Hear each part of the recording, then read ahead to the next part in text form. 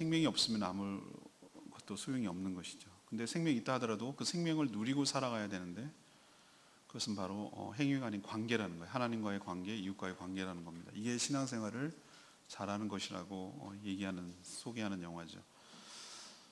우리가 복음을 통해서 예수 그리스도를 알게 되고 믿어서 생명을 얻게 됩니다. 이것을 구원이라고 말하는데, 우리가 자꾸 구원을 죽어서 천국 가는 걸로만 알고 있어요. 너무 좁게 해석을 하는 것이죠. 그러면은 죽을 때까지 우리 뭐 하는 겁니까? 그러면은 복음이 복음되지 않는 거죠. 성경에서는 뭐라고 그러냐면은 그 구원을 물론 죄와 사단과 사망에서부터 건져내는 것, 이것을 구원이라고도 해요. 근데 또 다른 측면에서 뭐라고도 얘기하냐면은 하나님께서 원래 창조하신 대로 회복하는 것도 구원이라고 말하는 것이에요. 원래 하나님께서 우리 사람을 창조할 때 이렇게 만들지 않았어요. 더불어서 함께 잘 살도록, 행복하게 살도록, 마음껏 누리도록 그렇게 살게 돼 있어요. 그 죄 가운데 있었기 때문에 우리가 그것을 제대로 못 누리고 살아가는 것이죠. 근데 그걸 구원이라고 말하면 그것을 다시 회복시켜서 원래 창조한 의도대로 행복하게 잘 살아가게 만드는 것, 이것이 바로 구원의 개념이기도 해요. 제가 기도 시간에 말씀드렸습니다만, 사람이 언제 지옥을 경험하냐면은 병들었을 때, 그래요. 정말 절망 가운데 있고 너무 무너져요. 특히 무슨 암이 걸렸어요, 뭐 이런 큰 교통사고를 당했어요, 이럴 때 참 비참해요. 또 사람이 경제적으로 너무너무 쪼달리면은 사람이 그것처럼 힘든 경우도 없어요. 근데 제가 진짜 지옥을 경험한 것은 그게 아니에요. 관계가 깨져서 관계가 힘들기 때문에 오는 고통이 고통 중에서 최고인 것 같아요. 부모 자식 간에, 형제지 간에, 가장 친한 친구로부터, 동역자로부터, 동업자로부터, 성도로부터, 목회자로부터, 어떤 이유에든지 관계가 깨져가지고 그 관계의 불편함 때문에 오는 그것은 이루 말할 수가 없어요. 이것은 내 스스로가 감옥에 갇힌 것 같고, 사는 게 사는 것 같지 않고, 밥맛도 없고, 잠도 안 자고 지옥으로 들어가는 것 같은 경험을 겪는 거예요. 그래서 제가 말씀드리는데, 좋은 신앙은 뭘로 나타나는가? 좋은 관계로 나타난다고 그랬어요. 그럼 우리가 구원을 갖다가 뭐라고 얘기하는가? 하나님과의 불편한 관계가 회복되는 거예요. 회복되어서 하나님과 친밀하고 원활하고 사랑받는 관계로 다시 복원되는 것, 이것이 구원일 줄로 압니다. 동시에 불편했던 모든 사람과의 관계가 회복이 되어서 서로 용서하고 화해하고 일치되고 하나가 되로 살아가는 것, 그렇게 회복될 수 있는 것, 이것이 바로 복음이고 이것이 바로 구원인 줄로 믿습니다. 그래서 오늘 질문은 이거예요. 복음대로 산다는 것은 그러면 어떻게 사는 것을 말합니까? 복음대로 살아간다는 것은 어떻게 살아가는 것을 말합니까? 그러면 또 복음이라는 것은 우리 삶에 어떤 변화를 가져왔습니까? 이것이 오늘의 질문이에요. 첫 번째로, 복음은 새로운 사람으로 탄생시킨다는 겁니다. 새로운 사람으로 탄생, 이게 가장 중요한 변화예요. 가져온 변화예요. 이 빌레몬서는 짤막한 한 장짜리 편지인데, 사도 바울의 그 개인적인 부탁을 하기 위한 편지예요. 그 부탁이 뭐냐? 이 빌레몬서라고 하고 있지만 수신자는, 보낸 사람은 사도 바울, 친필로 썼고, 받아야 될 사람은 빌레몬이라는 골로새 지역에서 사역하고 있는 가정교회 지도자인 골로새 지역의 목자인 빌레몬에게 보낸 편지예요. 그 컨텐츠, 내용은 뭐냐? 빌레몬의 종이었던, 그리고 도망쳤던 오네시모라는 사람을 선처를 부탁하고 용서를 부탁하기 위해서 자기가 직접 쓴 편지, 이것이 바로 빌레몬서예요. 왜 이런 편지를 쓰게 됐을까? 그 사이에 많은 일들이 있었는데 오네시모가 바뀌었거든요. 오네시모가 달라졌거든요. 여러분 10절에 보면 그런 표현이 있어요. 갇힌 중에서, 갇혔다라고 말하는 것은 지금 1절에 보면은 예수를 위하여 갇힌 자 바울, 이렇게 표현하는 걸로 봐서 지금 바울은 감옥에 있어요. 아마 로마 감옥에 있을 것으로 추정을 해요. 거기서 썼은 걸로 보여요. 근데 웬일인지 갇힌 중에서 낳은 아들이라는 표현을 쓰고 있어요. 오네시모가 자기에게 그렇다는 존재예요. 그런 존재라는 뜻이에요. 자, 갇힌 중에 낳은 아들. 여러분, 사도 바울이 남성이고 평생 독신으로 지낸 분입니다. 여기서 무슨 감옥에서 아들을 낳겠어요? 오네시모는 이미 태어났는데, 이 낳았다는 표현을 여러분 주목하셔야 돼요. 복음으로 낳았다. 이것은 바로 예수 그리스도의 복음, 그 복음을 전해서 그 사람이 전과는 다른 사람으로 거듭나고 새로운 피조물이 되도록 그렇게 자신을 통과해서 자신을 도구로 써서 그를 복음으로 낳았다라는 것은 그 오네시모가 복음 때문에, 예수 그리스도 때문에 완전히 새로운 사람으로 탈바꿈하고 바뀌었다는 뜻으로 해석을 해야 될 줄로 압니다. 하나님께서 여러분들을 은혜를 주실 때 개선시켜서 그렇게 하지 않아요. 뭘 약간 뜯어 고쳐가지고 성령 수술하듯이 그렇게 하지 않아요. 우리도 너무나 실타래가 엉켰을 때 끊어버리고 새로 시작을 해요. 우리도 어디다 수정을 적당히 해서 고치지 못할 때 아예 찢어버리고 새로 시작을 해요. 복사가 너무 엉망이 됐거나 그림을 그리다가 너무 엉망이에요. 이걸 어떻게 손을 댈 수가 없을 때 다시 칠하고 새로 시작을 해요. 새 판자요. 우리가 타락해도 너무 타락해서 하나님이 어디 손을 부분적으로 댈 수 없을 정도 토탈 완벽하게 타락했어요. 켈빈의 7가지 교리 중에 하나가 바로 완전한 부패예요. 사람에게 선한 것이 없어요. 어떻게 해볼 도리가 없어요. 그래서 하나님의 솔루션은 뭐였냐면은 그냥 개선하는 정도가 아니라 새로 태어나게 하는 방법으로 취한 줄로 믿습니다. 그게 바로 성령으로 우리가 거듭나게 하는 거예요. 그래서 우리는 거듭났다, 중생이다라고 말하는 이유가 거기에 있어요. 사람의 자식으로 태어나면 여전히 사람으로 살다가 사람으로 죽는 거예요. 하나님의 자녀가 되게 하려면 하나님이 우리를 낳아주셔야 하나님의 자녀가 되는 줄로 믿습니다. 우리의 존재는 부모가 누구냐에 따라 결정되는 거예요. 개의 자식은 강아지예요. 죽었다 깨나도 강아지는 사람이 될 수 없어요. 아무리 원숭이가 사람 흉내를 내고 담배를 펴도 사람이 될 수 없어요. 왜? 지네 엄마가 원숭이거든. 우리가 하나님의 자녀가 되기 위해서는 하나님이 우리를 낳아주셔야 하나님의 자녀가 되는 줄로 믿습니다. 하나님이신 성령님이 우리를 낳아주셨다는 뜻이에요. 그래서 우리는 거듭났다라고 표현하고 사도 바울이 갇힌 자 중에 낳은 아들이라고 표현하는 이유가 거기에 있어요.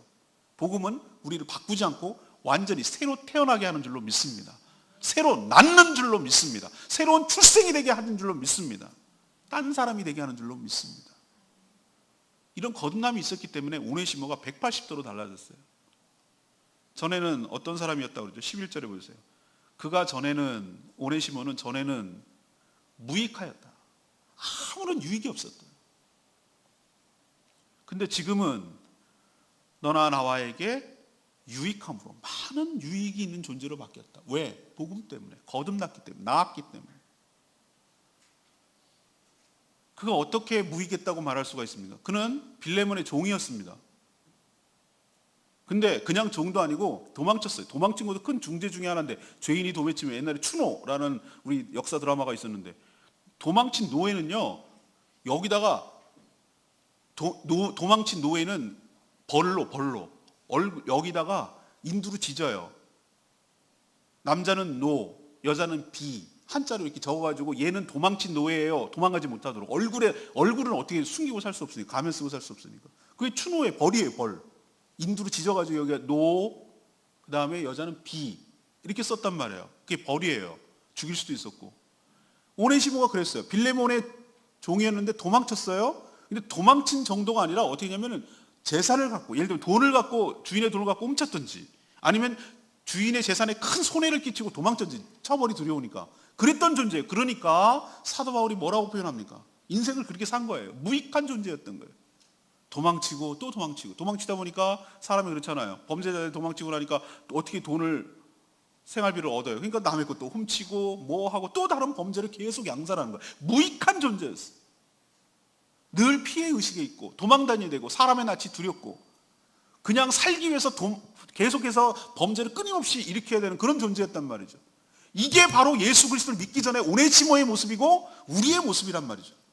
늘 하나님의 눈길로 도망쳐야 되고, 잡히면 죽을 것 같고 두려움 속에 살고 발 뻗고 못 자고, 남의 것을 내가 살아나야 되니까, 목숨을 유지해야 되니까 남의 것을 가로채야 되고 사기쳐야 되고 거짓말해야 되고, 이런 식으로 살아온 무익한 사람이었다 이 말이에요. 그러나 복음 때문에 그가 바뀌었어요. 어떤 사람으로? 유익한 사람으로, 의미 있는 사람으로, 가치 있는 사람으로 바뀐 줄로 믿습니다. 이게 복음의 능력이라고요. 그래서 사도 바울이 뭐라고 오네시모를 표현하고 있냐면 10절에 이렇게 했어요. 갇힌 자 중에 낳은 아들 오네시모. 엄마야.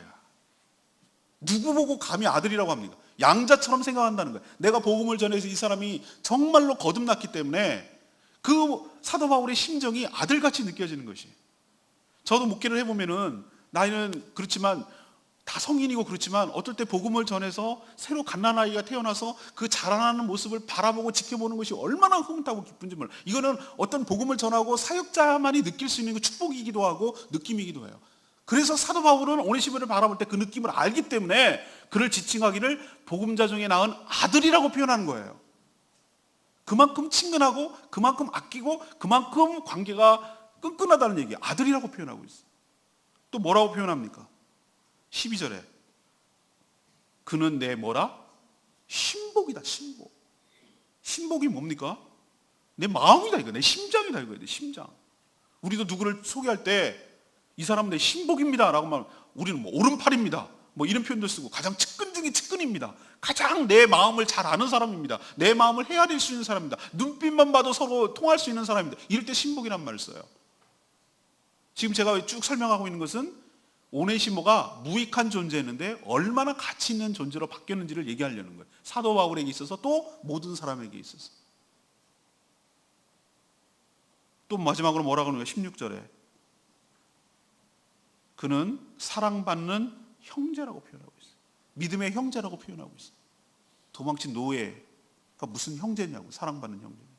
근데 사도 바울에게 있어서 복음으로 거듭나고 나니까 오네시모가 그런 존재로 바뀌게 된 줄로 믿습니다. 사랑하는 여러분, 복음은 이런 능력이 있어요. 사람을 개선하는 게 아니라 딴 사람으로 바꾸는 하나님의 지혜이며 능력인 줄로 믿습니다. 거듭나야 새로운 변화가 시작되는 것이. 복음을 듣고 거듭나지 않으면 아무런 변화가 일어나는 거예요. 하지 않아요. 쇼하는 거예요. 그냥 믿는 척 하는 거예요. 교회 생활에 익숙해진 것 뿐이에요. 제가 마지막 결론에서 예화를 들려고 했는데 무정란, 유정란이 있어요. 전 달걀이 다 똑같은 줄 알았어요. 우리가 먹는 달걀은 대부분 무정란이에요. 그거 아무리 21일이 아니라 220일을 품어도 병아리 안 나와요. 썩어요. 품으면 품을수록. 유정란, 수탉과 암탉 사이에서 정자가 있는 달걀이어야 품을 때 병아리가 나오는 줄로 믿습니다. 제 말은 우리 안에 예수 그리스도의 생명이 있어요. 예수의 영이 우리 안에 들어가야 돼요. 예수님을 모셔야 돼요. 성령이 우리 안에 있으셔야 돼요. 그래야 거듭나야 새로운 변화가 가능하고 그래야 새로운 삶을 살 수 있게 될 줄로 믿습니다. 예수의 영이 없는데도 오랫동안 교회 생활에 익숙한 사람이 있어요. 왜? 생활만 익숙하니까. 보고 배운 대로 사니까. 그래서 남들이 보기에는 굉장히 신실하고 굉장히 믿음이 있고 누구보다 훌륭하게 살지만 사실은 헛것이었어요. 병아리로 나오질 않아요. 여러분 예수 그리스도를 믿고 오네시모처럼 변해서 무익한 사람에서 유익한 사람으로 바뀌는 주의 종이 입술에서 내 아들이고 내 신복이고 나의 사랑받는 형제라고 고백하는 그런 관계로 새롭게 탈바꿈되기를 축복합니다. 오네시모만 바뀌었습니까? 빌레몬도 바뀌었어요. 빌레몬이 어떤 사람입니까? 에베소에서 바울이 전도해서 거듭난 사람이에요. 그는 지금 2절에 보면 골로새 지역에 있어서 가정교회 지도자였어요. 가정교회 지도자인 걸 어떻게 합니까? 자매 아비야 그의 아내입니다. 우리와 함께 된 병사된 아키포 그의 아들입니다. 빌레몬의 아들이에요. 너네 집에 있는 교회에 편지하노니. 이 빌레몬서가 개인의 편지이기도 하는 동시에 공적인 편지라는 것을 알 수 있는 대목이 여기에요. 빌레몬 니네 집에 있는 교회 성도들에게도 문안하노니 라고 표현하는 걸로 봐서 그 집이 빌레몬의 집이 굉장히 부유했고 그것이 교회 역할을 하고 있었구나라는 것을 알 수 있어요. 우리가 지금 가정교회를 하고 있는데 바로 골로새 지역에 있는 교회의 가정교회가 바로 빌레몬의 집이었어요. 그가 목자였어요.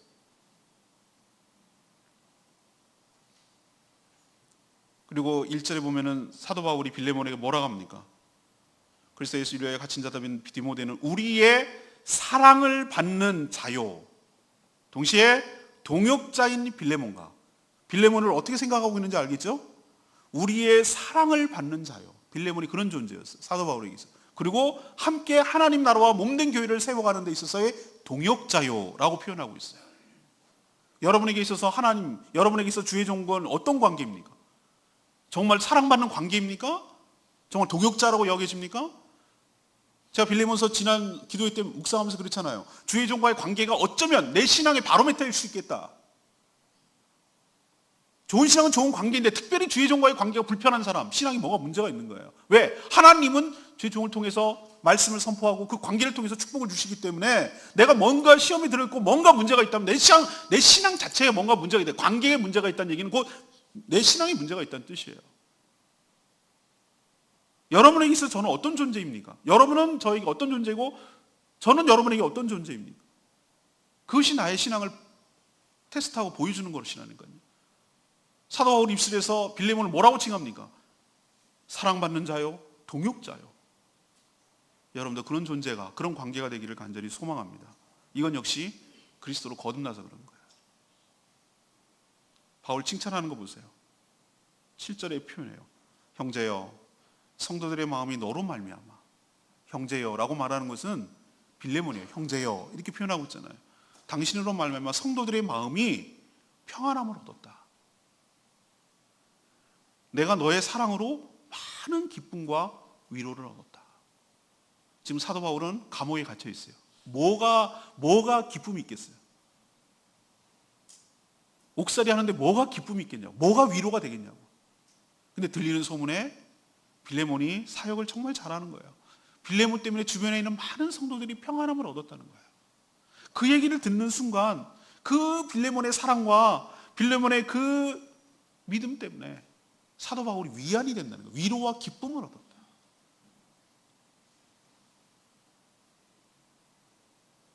그 소문이 얼마나 감옥에 있는 바울에게까지 들어갔는지 4절에 뭐라고 그랬어요? 내가 항상 내 하나님께 감사하고. 누구 때문에? 빌레몬이 사역을 잘하고 있다는 얘기 때문에. 그리고 기도할 때마다 너에 대해서 언급하는 이유는 기도할 때마다 빌레몬에 대해서 언급한다는 거예요. 얼마나 사도 바울 마음속에 가득하고 있는지를 알 수 있겠죠? 그 둘과의 관계를 알 수가 있는 거잖아요. 여러분은 제가 기도할 때마다 여러분이 언급될 수 있는 사람입니까? 그리고 여러분 때문에 하나님께 감사할 수 있는 사람입니까? 이게 단순히 저와의 좋은 관계를 의미하는 것이 아니라 그만큼 여러분의 신앙이 건강하다는 뜻이고 신앙생활 잘한다는 뜻인다니까요. 저한테 잘 보이라는 뜻이 아니에요. 그런 관계가 되느냐 말이죠. 좋은 신앙은 좋은 관계로 나타나니까.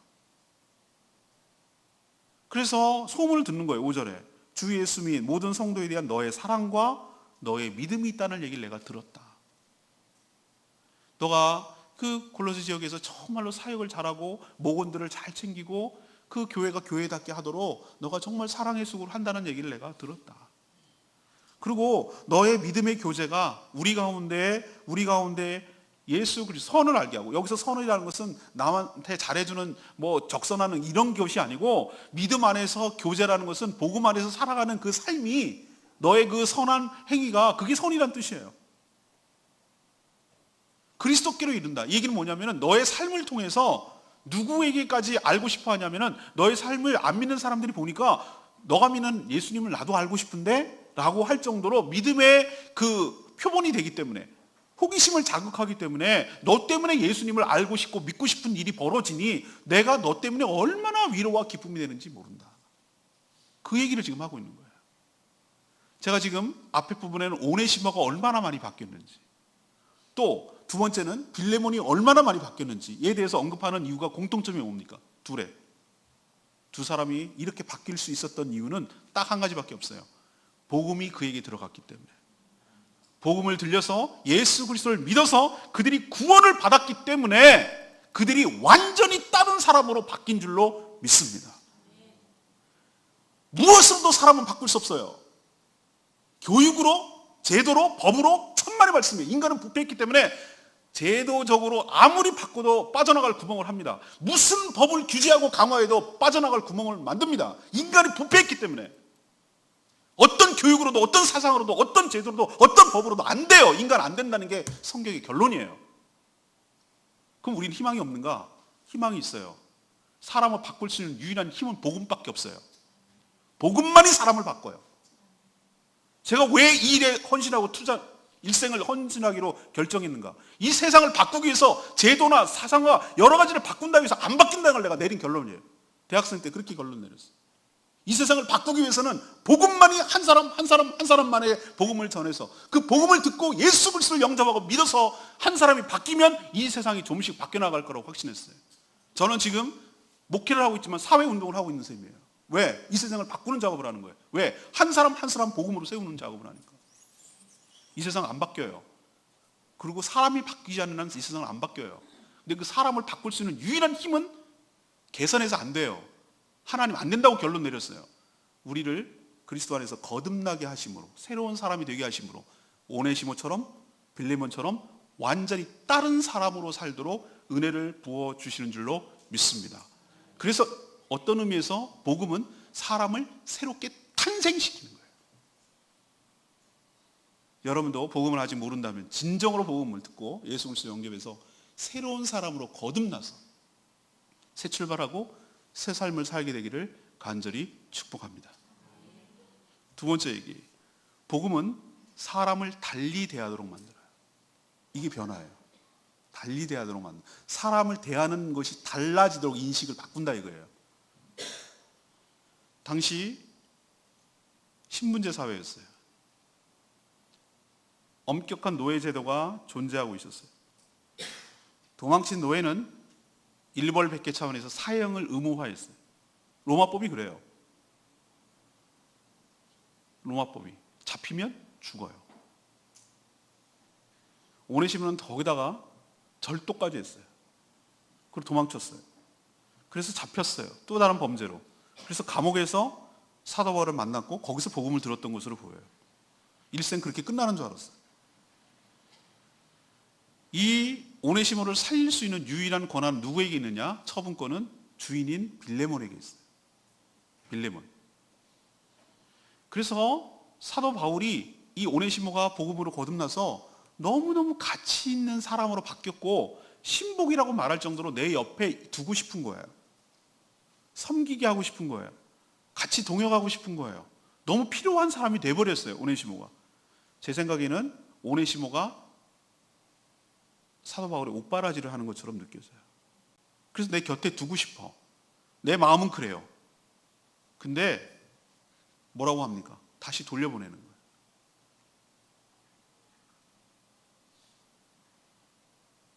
왜 돌려보냅니까? 주인인 빌레몬이 내 곁에 둘 수 있도록, 오네시모가 마음 편하게 섬길 수 있도록 빌레몬이 용서해야 되기 때문에, 또 주인의 승낙이 있어야 되기 때문에 그런 거예요. 그래서 사도 바울이 정중하게 부탁을 하는 거예요. 당부하는 거예요. 그 당부 내용이 16절에 나와요. 후로는 종인데 종처럼 대하지 말고 종 이상으로 곧 사랑을 받는 형제로 둘 자니까 나한테 정말 특별한데 너한테도 아마 특별한 존재일 거야. 그러니 그를 사랑받는 형제로 좀 대해달라. 그리고 17절에 네가 나를 진짜 동역자로 안다면 빌레몬아 형제여, 내가 정말 너에게 동역자로 안다면 그 오네시모를 종으로 대하지 말고 나를 대하는 것처럼 해주면 안 되겠냐라고 부탁을 하는 거예요. 정중하게. 사랑하는 여러분, 사도 바울은 얼마든지 명령할 수 있는 위치에 있었어요. 빌레몬이 거듭나서 복음을 듣고 한 것도 사도 바울이 전해줘서 그렇게 된 거예요. 나이도 많고, 지금 사도 바울이 굉장히 강조하는 표현 중에 내가 갇힌 자 되어서 이런 표현을 많이 쓰고 있는 건 뭐냐면은 자기가 잘못해서 갇힌 것이 아니라 복음 때문에 내가 지금 고생하고 있는 거 너 알지? 그 뜻을 은근하게 강조하려고 그런 표현을 쓰는 거예요. 그리고 뭐라고 얘기하는 줄 아십니까?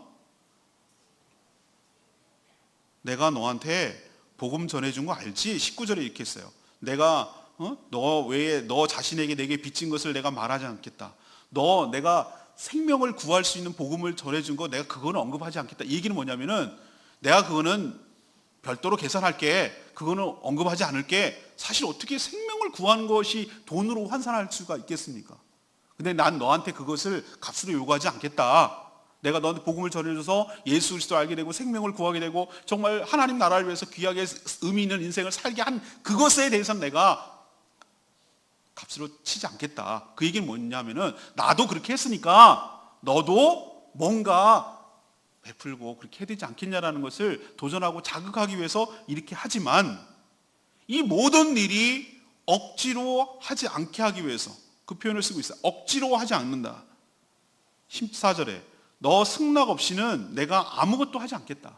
네가 오네시모를 그렇게 하세요라고 허락하고 오네시모를 종에서 자유인으로 신분을 풀어주고 오네시모가 절도한 것을 갖다가 용서해주고 탕감해주고 사면해주고 그렇게 하는 것을 네 승낙 없이는 내가 아무것도 안 하겠다. 그렇게 안 하겠다 그 뜻이에요. 그리고 이는 너의 선한 일이 그 사면하고 용서해주고 이렇게 하는 일이 억지로 되지 않고 자의가 뭐냐면 스스로 자기 뜻으로 자원함으로 사도 바울의 뜻이 아니라 빌레몬 너의 뜻으로 되도록 하는 것이 옳기 때문에 그렇다. 이 얘기를 지금 하는 것이에요. 사랑하는 여러분, 우리가 복음을 듣게 되고 사람이 바뀌면 뭐가 달라지냐면은 세상의 가치관대로 살지 않냐고 다른 가치관, 하늘의 가치관대로 살게 되는 줄로 압니다. 근데 그 뚜렷한 증상 중에 하나가 다른 사람을 대하는 태도예요. 이게 달라져요. 세상에서는 제가 말씀드렸죠? 정말로 상하관계가 너무 우리나라처럼 더 상하관계가 뚜렷한 사회가 없어요. 우리는 딱 가면은 직급부터 물어보고 뭐 부장님, 사장님, 차장님 이런 거 물어보고 뭐 직급이 상관없으면은 뭐 물어 올해 춘추가 어떻게 되십니까? 나이부터 물어보고 그것 없으면 몇 기십니까? 뭐 동기 동창이면은 그 몇 기냐고 물어보고 몇 회 졸업이냐고 물어보고 우리는요 너무 그래야 자기가 편하거든. 우리는 평등 관계에 익숙하지 않은 사람들이에요. 상하 관계에 굉장히 익숙한 사람. 그래야 내가 형님, 동생 이러면 내가 동생 역할을 하면 되는 거고 형님 역할을 하면 돼요. 그게 익숙하고 편하거든. 근데 그 가치관을 버려버리고 그 가치관대로 살지 않냐고 그리스도 안에서 형제 자매로 살게 하는 것이 바로 내가 그리스도의 복음 때문에 달라진, 내가 다른 사람을 대하는 달라진 태도, 자세 중에 하나란 말이에요. 그게 변화된 모습 중에 하나가 다른 사람을 대하는 태도가 달라졌단 말이에요. 그리고 또 하나 달라진 것이 있어요. 옛날에는 상하관계를 왜 자꾸 유지하려고 하냐면은 편하거든. 나는 명령하는 자, 너는 순종하는 자. 이런 관계를 만들기에 편하기 때문에 그렇게 요구하거든요. 사도 바울이 어떤 의미에서는 나이도 많지, 복음에 위해서 헌신하고 일생 동안 했지, 복음을 전해줘서 빚졌지, 이러면 어떻게 보면 우리는 갑 또는 윗사람으로 여겨지잖아요. 그런데도 불구하고 사도 바울이 빌레몬에게 뭐라고 얘기합니까? 내가 너한테 억지로 안 하고 네가 스스로 자원해서 하는 걸 원하고 내가 명령할 수도 있는데 그렇지 않아 하고 내가 너한테 부탁하고 이렇게 하는 이유가 뭡니까? 그것이 바로 주님께서 우리에게 대하는 태도이기 때문에 그런 줄로 믿습니다.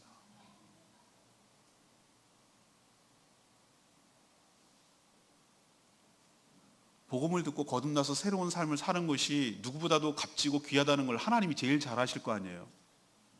근데도 불구하고 우리에게 복음을 강제적으로 안 하는 이유가 뭡니까? 우리 같으면은 야 믿어 안 믿어 이렇게 갖고 막 강제로 하면은 빨리빨리 쉬울 것 같은데 왜 이렇게 우리를 설득하고 왜 이렇게 기다리고 그렇게 하십니까? 이유는 딱 한 가지예요. 강제로 억지로 하지 않냐고 우리의 자의로 하기를 원하기 때문인 줄 믿습니다. 하나님조차 우리를 대할 때 그렇게 하신단 말이에요. 문 밖에서 두드리노니, 영적 기도할 때 그 표현을 쓰고 있어요. 요한계시록에 나오면 문 밖에서 내가 너를 두는, 네가 문을 열면 내가 그리로 들어가 너와 더불어 나와 함께 먹으리라. 이 얘기는 뭐예요? 내가 그 사람이 상대방이 마음의 문을 열어주지 않으면 내가 안 들어가겠다는 뜻이에요. 문을 열어주는 것은, 두드리는 것은 예수님의 몫이지만 문을 열어주는 것은 내가 해야 될 몫이에요. 그게 그렇게 귀하고 사람을 살리는 일이라면 문을 부셔갖고 박차서라도 들어가가지고 해야 되는 것 아니겠어요? 근데 하나님께서는 우리를 그렇게 대하지 않는 줄로 믿습니다. 예의 있게 정중하게 자발적으로 자원하는 마음으로 스스로 행하기를 원하시기 때문에 기다릴 뿐 강제로 안 하신다고요. 하나님도 우리를 그렇게 대하지 않는데 우리가 다른 사람을 그렇게 대해서는 안 될 줄로 믿습니다. 교회 여러 가지 일들을 자원하고 스스로 원하고 기쁨으로 할 때 부작용이 없어요. 억지로 시켜서 마지못해서 하는 것은 반드시 부작용이 있어요. 그런 봉사와 그런 헌신을 하나님께서 기쁘게 받지 않으셔요. 할 마음이 없는데 억지로 하는 거 하지 않는 게 어떨 때는 덕이 될 때도 있어요. 또 하나는 상하관계로 그렇게 여기지 않아요. 하나님께서. 우리는 복음 안에서 주종, 상하관계가 아닌 형제 자매로 그리스도 안에서 같은 입장에서 공동체를 이루는 그런 존재들인 줄로 믿습니다. 우리가 복음을 듣고 거듭났는데 우리 공로가 있습니까? 하나도 없어요. 우리의 재산 때문에 우리를 구원해 주셨습니까? 우리의 똑똑함 때문에 구원해 주셨어요? 우리의 잘남 때문에 구원해 주셨어요? 아니요. 누구도 예외 없이 다 구원받지 못하고 죽을 죄인인데 전적인 하나님의 은혜로 구원을 받은 줄로 믿습니다. 그래서 누구도 하나님 앞에서 사람 앞에서 자랑할 수 없게 만들었다고 했어요. 그러니 내가 쟤보다 나아요 라고 말할 수 있는 것은 없어요. 세상은 그럴지 몰라도 복음 안에서, 주 안에서 그게 불가능해요. 왜? 다 똑같은 입장에서 구원을 받았기 때문인 줄로 믿습니다. 그러니 다른 형제 자매를 대할 때 상하관계로 대하면 안 돼요. 주 안에서 형제 자매로 대해야 될 줄로 믿습니다. 우리 교회는 가급적 형제님, 자매님이라고 불러요. 나이가 많건 적건 사회생활을 어떻게 했건 그거는 두 번째. 모두 다 성도인데 자매들은, 여자분들은 자매님 이렇게 부르고. 왜? 우리가 그리스도 안에서 가족이 됐거든. 하나님 아버지를 모시고 첫 열매인 예수 그리스도 맏아들, 둘째 아들, 셋째 아들 되듯이 우리가 그리스도 안에서 거듭나서 하나님의 자녀가 됐거든. 그러니까 우리는 형제 자매가 된 셈이에요. 누구 때문에? 예수님 때문에. 그렇다면 우리를 다른 사람 성도를 대할 때 어떻게 대해야 되는가? 사랑하는 형제 자매로 대해야 될 줄로 믿습니다. 형제 자매는 절대 상하관계가 아니기 때문에 강제로 하지 않아요. 자발적이고 자원하는 마음으로 권하고 부탁하고 청하고 그렇게 해야 되는 것이지 억지로 강압적으로 눌러서 하는 행위는 안 된단 말이에요. 그것이 바로 복음 때문에 내가 다른 사람을 대하는 태도가 바뀌었다는 증거인 줄로 믿습니다. 특히 교회 안에서 그래야 된다는 거예요. 사도 바울이 혁명을 일으키자고 하지 않은 거 여러분 기억하셔야 돼요. 노예제를 철폐하고 모든 사람이 평등사회로 만들자고 하지 않았어요. 신분제 사회 그대로 유지했어요. 다만 복음 안에서 신분제를 뛰어넘는 행위를 하면 되는 거예요. 빌레몬이 오네시모를 종이지만 법적으로는 세상 법적으로는 종이고 마땅히 도망친 종으로 죽여야 되지만 복음은 그걸 뛰어넘어 버려요. 그 종 노예 제도를 없애자는 게 아니라 빌레몬이 오네시모를 용서하고 사면하면 자유인을 만들어주면 신분제가 아무리 있다 하더라도 의미가 없는 것이에요. 복음은 그런 존재입니다. 복음은 우리를 다른 사람을 자유롭게 하고 다른 사람을 해방시키는 줄로 믿습니다. 다른 사람을 구속하고 다른 사람을 억압하고 다른 사람을 압박하고 다른 사람을 쥐어짜서 내 유익을 취하는 것이 아니라 그 갇힌 것을 풀어주고 맺힌 것을 열어주고 묶인 것을 풀어주고 그래서 진정한 복음 때문에 누리는 자유와 행복을 관계성 속에서도 누리게 하도록 그렇게 다른 사람을 대하는 태도가 복음이 가져온 변화인 줄로 믿습니다. 저는 여러분의 신앙이 어떤 것을 보면 알 수 있냐면 이 사람이 성숙한 사람인가 성숙하지 않은 사람인가를 뭘 보면 아니면 세상의 가치관대로 상하관계에 익숙하고 조금만 내가 더 이 교회에 오래 다녔어. 내가 직분이 권사야, 장로야. 그리고 내가 모태신학이야. 4대째 예수를 믿어. 내 이 교회가 온 지 진짜 제일 오래됐어. 이런 것 갖고 은근히 다른 사람을 멸시하고 폄하하고 깎아내리고 자기의 뜻대로 주장하려고 하고 자기 팀을 이고 끼리끼리 모이려고 하고 자기의 추종자로 만들어내려면 이 사람 없는 사람이고 미성숙한 사람이에요. 복음은 그 반대 행위를 하는 거예요.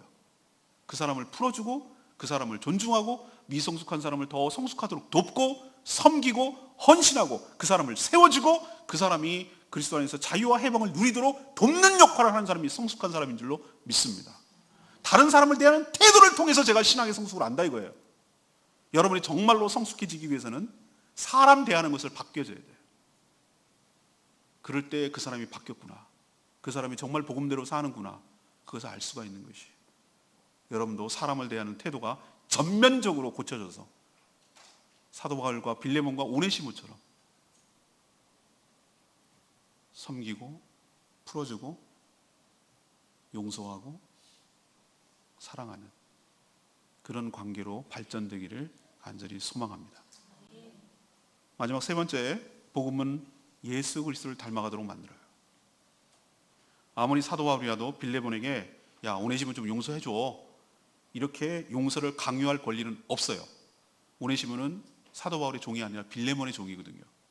그리고 그렇게 하라고 해도 할 수 없는 이유가 법적으로, 사도 바울도 빌레몬도 어떻게 할 수 없는 것이 실정법이 있어요. 실정법. 모든 사람에게 접촉받는, 로마의 지배를 받고 있는 한 접촉되는 게 있어요. 그게 뭐냐면 실질적인 주인에게 피해를 끼친 종은 반드시 사형에 처한다. 이게 로마 법이기 때문에 그냥 용서해줘 이렇게 된다고 용서되는 게 아니에요. 그래서 사도 바울이 오늘 뭐라고 얘기한 줄 아십니까? 18절에 그가 너한테 불의를 했거나 뭔가 손해를 끼쳤거나 너한테 빚진 것이 있다면, 재산상의 손해를 절도를 했거나 손해를 끼쳤거나 뭘 어쨌든 간에 너 때문에 그 불의한 것이 있다면 그것을 내 앞으로, 내 앞이라고 하는 건 사도 바울입니다. 내 앞으로 뭐하라? 계산하라 그랬어요. 계산하라.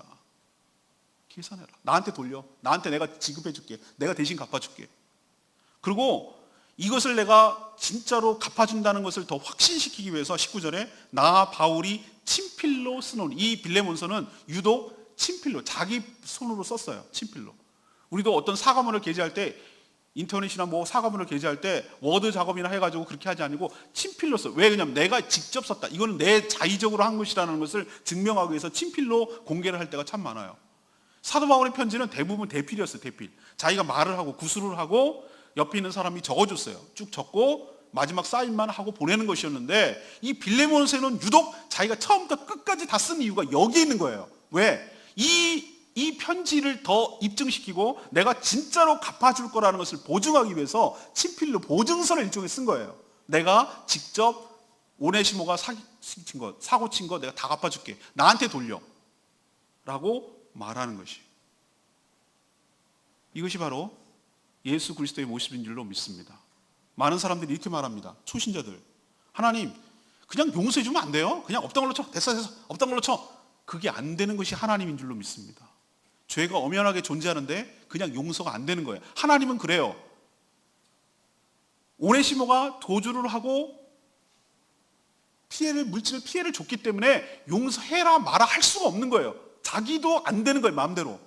그건 반드시 빚을 갚거나 손해를 배상하거나 이런 행위가, 법적인 행위가 완족되어야 비로소 용서하고 비로소 해결되고 풀어줄 수가 있는 줄로 알아요. 하나님께서 우리를 그냥 용서해 줄 수 없는 이유, 죄라는 엄연한 현실이 있기 때문에 그냥 용서해 줄 수가 없는 거예요. 그래서 그 죄값을 네가 받으면 오네시모는 죽어야 돼요. 자기가 죄값을 치른다는 얘기는 오네시모가 죽는다는 걸 의미해요. 그러면 의미가 없으니까, 그러면 내 곁에 둘 수가 없으니까 내 곁에 두게 하기 위해서 내가 대신 갚아줄게. 나한테 책임 돌려. 그 손에 끼친 거 내가 다 갚아줄게. 하나님께서 우리 죄값을 치르기 위하여 아들 예수를 이 세상에 보내신 줄로 믿습니다. 그 값은 내가 죽어야 되는 거예요. 바나바. 잘 들으세요. 바나바. 그 가운데 있던 십자가는 누구 거였냐면 그 사람 거예요. 그 사람이 대신 석방됐기 때문에 예수님이 대신 죽은 거예요. 죄값을 예수님이 치러줬기 때문에 그 사람이 석방된 것이. 그 자리는 내 자리예요. 내가 하나님 앞에 섰을 때 마지막에 심판을 그렇게 받아 죽어야 될 죄인인데, 그 죄값을, 손에 끼친 것을, 하나님의 명예를 더럽히고 하나님께 엄청나게 명예를 손상시키고 다른 사람들에게 그 피해를 끼친, 유형, 무형으로 끼친 그 죄값을 내가 받아야 되는데, 내가 받으면 소용이 없고 죽으면 끝이니까 예수님이 죄값을 대신 지불하셔서 우리를 사셔서 우리를 해방시켜 주시고 하나님이 용서해 주시는 근거를 마련해 주신 줄로 믿습니다. 호세아가 고멜을 사올 때 돈을 냈어요. 돈을 내고 그 여인을 노예시장에서 사왔어요. 이걸 속량이라고 불러요. 이게 예수님의 마음이에요. 우리가 예수 그리스도를 믿고 복음으로 변화되면 예수님을 닮아가고 예수님처럼 합니다. 사도 바울이 오네시모 값을, 죄값을 빌레몬에게 줄 이유는 하나도 없어요. 자기가 손에 끼친 게 아니기 때문에. 그런데 오네시모를 살리려고 예수님처럼 아무 죄가 없어도 우리 죄를 살리려고 십자가에 죽고 죄값을 치른 것처럼. 나는 아무런 상관없어요. 나가 지은 죄도 아니에요. 그런데도 불구하고 한 생명을 살리기 위해서 자기가 희생하고 자기가 대가를 치르고 그렇게 살아가는 것이 예수님처럼 살아가는 모습인 줄로 믿습니다. 바울은 빌레몬에게 복음을 전해서 네가 구원받은 것을 엄청 강조해요. 왜? 너도 사랑의 빚을 짓지 않았니? 네가 복음을 듣고 변하지 않았다면 너는 어떻게 살았겠니? 라고 19절에 자꾸 리마인드 시키는 이유는 너도 복음답게 살아야 되지 않겠니? 나도 이렇게까지 배상을 너한테 하고 이렇게까지 쇠사를 다니는데 너도 마음 꿍하고 그건 그거고 죽이는 건 죽이는 거고 난 용서 못해 이러면 안 되지 않니? 내가 너한테 실질적으로 피해 입힌 거 내가 다 갚아주겠다고 하지 않냐? 그러니 너는 내가 지불한 거 받고 넌 사실 알고 보면 나한테 엄청나게 빚졌어. 너 나 때문에 예수 믿게 됐잖아. 근데 난 너한테 그거 갖고 청구 안 하잖아. 그러니까 너도 용서해 주신 게 어떨까라고 지금 이렇게 설득해 가는 거예요. 그래서 20절에 그래요. 형제여 나로 주 안에서 너 때문에 말미암아 기쁨을 얻게 해다오. 내 마음이 그리스도 안에서 평안을 얻게 해줘라. 내 이렇게 간절하게 부탁하는데 오네시모 풀어주고 오네시모 용서해주고 오네시모 자유롭게 되도록 종에서 자유인으로 해방시켜줘서 내가 정말 너 때문에 기쁨과 평안을 얻게 해주라 라고 이렇게 부탁을 하는 거예요. 사랑하는 여러분, 예수님은 복음은 우리가 도저히 살 수 없는 그거, 전에는 절대로 행하지 않는 거, 손해만 하는 것 요만큼이라도 안 하고 그런 거 넘어서서 예수님처럼 살 수 있도록 은혜를 베풀어 주신 줄로 믿습니다. 그래서 다른 사람을, 세상 사람은 도저히 용서 못하는데 용서하게 만들고, 도저히 왼수라 갖고 잡으면 죽여야 되는데 화해하게 만들고, 대신 아무 잘못 없는데 갚아주게 만들고, 그래서 그 껄끄럽고 불편했던 관계가 다 청산되어서 그리스도 안에서 거대한 하나의 새로운 공동체, 하나님의 나라를, 관계를 다 맺힌 것들을 풀어가게 함으로 인해서 새로운 공동체, 하나님의 나라를 만들어가는 것이 복음의 능력인 줄로 믿습니다. 오늘 말씀을 결론 내리면 이거예요. 복음을 자꾸 관념이라고 생각을 하는데 무슨 생각이고 교리고 이런 거라고 생각, 아니에요. 저는 복음은 굉장히 실제적이라고 생각해요. 디테일해요. 그리고 우리 삶에 굉장히 밀접하게 연결되어 있어요. 연관되어 있어요. 복음은 특별히 이 세상의 가치관과 이 세상의 인간관계를 뛰어넘는 새로운 인간의 관계를 형성할 수 있도록 은혜를 베풀어주고 그렇게 만들어주고, 그래서 거룩한 공동체를 건설하는데 밑바탕이 되는 중요한 삶의 원리고 하나님의 은혜인 줄로 믿습니다. 오늘 말씀은 결론 내면 이거예요. 복음을 듣고 여러분 예수를 믿어야, 영접해야 비로소 변화가 되기 시작하는 줄로 믿습니다. 그렇기 때문에 우리는 저 사람을 정말로 바뀌고 싶다, 정말 저 사람을 정말 새롭게 하고 싶다 그러면은 복음을 전해줘야 돼요. 예수 그리스도를 전해서 예수 그리스도를 알고 믿게 해서 그 안에 하나님의 영, 예수 그리스도의 영이 들어가도록 영접해서 들어가야 비로소 저 사람과 새로운 관계를 맺고 새로운 삶을 살 수 있도록 첫 출발에 서게 만드는 일인 줄로 압니다. 이 첫 단계, 이 첫 단추가 잘 끼워지지 않으면 다음 단계는 일어날 수가 없는 것이에요. 용서도 안 되고 쉬워하는 거예요. 이 예수 그리스도를 믿고 거듭나지 않았는데 용서하고 하는 모든 것들은 다 자기 유익을 위한 행위에 불과하지 진정으로 용서와 화해가 일어날 수 없다고요. 이 모든 행위들의 첫 기반과 바탕은 우리가 복음 때문에 거듭났을 때 가능한 거예요. 이게 전제로 까는 말씀이기 때문에 여러분들이 새로운 공동체를 만들고 새로운 인간관계를 형성하기 위한 그 첫 작업으로 복음을 전해서 그 사람이 거듭나고 새로운 생명을 갖게 하는 일부터 시작해야 될 줄로 믿습니다. 두 번째는 복음은 세상의 관계를 맺는 것과 전혀 다른 관계를 맺게 한다는 거예요. 다른 사람을 대할 때 겸손하게 만들고 억지로 하지 않고 자원하게 하게 만들고, 그리고 확대 가족처럼 가족관계, 형제 자매처럼 그렇게 형성하도록 만드는 놀라운 능력이 복음 안에 있어요. 우리가 어떻게 만났습니까? 생김도 다르고 고향도 다르고 살아온 배경도 이렇게 다른데도 불구하고 우리 교회처럼 가족 공동체를 만드는 경우가 어디 있겠어요? 저는 우리 교회 자랑스럽게 생각하고 강점 있는 교회라고 생각하는 이유가 정말로 확대 가족 공동체처럼 살아요. 사는 거예요. 사는 거라고. 예수 그리스도를 믿고 살아가는 신앙생활이라고 하잖아요. 신앙생활. 가족처럼 같이 더불어서 사는 거예요. 이게 신앙생활 잘하는 거예요. 서로 챙겨주고 아끼고 도와주고 나눠주고 베풀고 돕고 이렇게 하잖아요. 왜? 이유 하나가 없어요. 그냥 가족이니까. 잘났다고 생각 안 내잖아요. 그거 했다고 뭐 이름 날라고 하지 않잖아요. 그냥 나도 거저 받았으니 나도 거저 주는 거잖아요. 이게 어떻게 가능하냐고요? 복음 때문에 가능한 거예요. 우리가 그럴 존재가 아닌 거 여러분 잘 아시죠? 우리 세상에 나가면 기브앤테이크에 굉장히 능해요. 준 것만큼 받게 돼 있어요. 내가 한 끼 밥 샀으니 밥 한 끼 사지 않으면 절교예요. 인간관계가 그래요, 세상에서는. 근데 우린 그러지 않아요. 내가 항상 밥을 사도 절교하지 않아요. 우리는 가족이니까. 있는 사람이 내면 되는 거예요. 여러분도 새로운 관계를 맺어가는 저와 여러분 되기를 소망합니다. 마지막으로 예수님처럼 살아야 되는데 예수님처럼 남을 용서하고 예수님처럼 남을 사랑하고 예수님처럼 남을 용납하고 예수님처럼 풀어주고 그렇게 살아가는 것, 그리고 자기가 희생하는 것, 이렇게 사는 예수님을 닮아가는 거룩한 공동체가 되기를 뭐 때문에? 복음 때문에 간절히 소망하고 원합니다. 오늘 말씀 붙들고 우리 찬양집 763장 또 하나의 열매를 바라시며 찬양 부르고 기도하겠습니다.